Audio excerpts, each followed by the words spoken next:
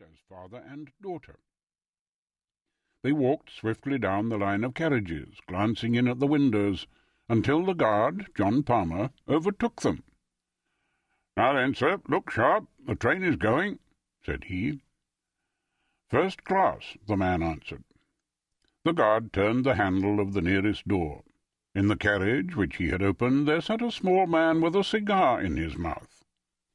His appearance seems to have impressed itself upon the guard's memory, for he was prepared afterwards to describe or to identify him.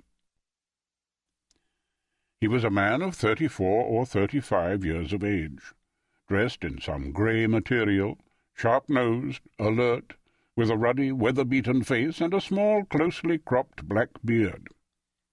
He glanced up as the door was opened. The tall man paused with his foot upon the step. "This is a smoking compartment. The lady dislikes smoke," said he, looking around at the guard. "All right, here you are, sir," said John Palmer. He slammed the door of the smoking carriage, opened that of the next one, which was empty, and thrust the two travellers in.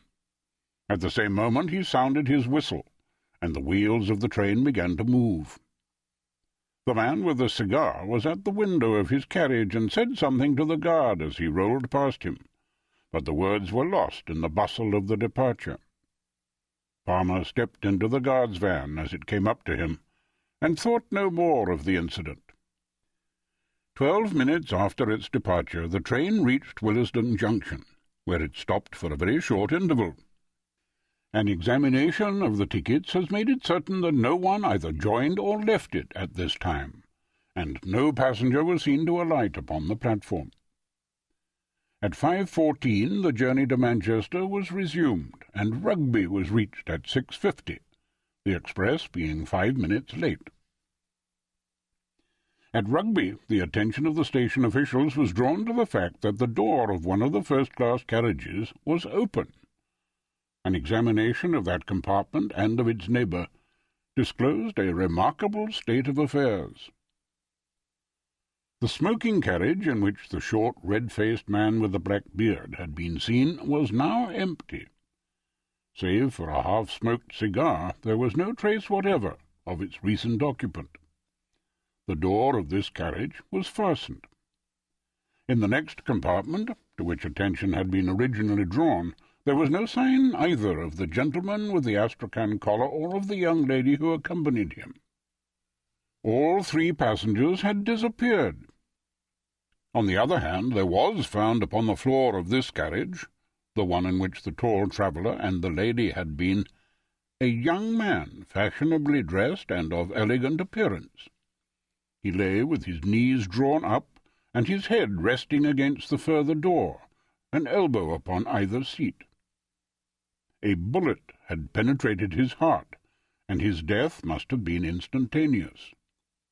No one had seen such a man enter the train, and no railway ticket was found in his pocket.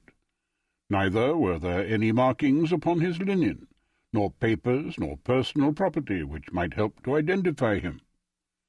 Who he was, whence he had come, and how he had met his end, were each as great a mystery as what had occurred to the three people who had started an hour and a half before from Willesden in those two compartments. I have said that there was no personal property which might help to identify him, but it is true that there was one peculiarity about this unknown young man which was much commented upon at the time. In his pockets were found no fewer than 6 valuable gold watches, 3 in the various pockets of his waistcoat, 1 in his ticket pocket, 1 in his breast pocket, and 1 small one set in a leather strap and fastened round his left wrist. The obvious explanation that the man was a pickpocket and that this was his plunder was discounted by the fact that all 6 were of American make, and of a type which is rare in England. 3 of them bore the mark of the Rochester Watchmaking Company. 1 was by Mason of Elmira, 1 was unmarked, and the small one, which was highly jewelled and ornamented, was from Tiffany of New York. The other contents of his pocket consisted of an ivory knife with a corkscrew by Rogers of Sheffield, a small circular mirror.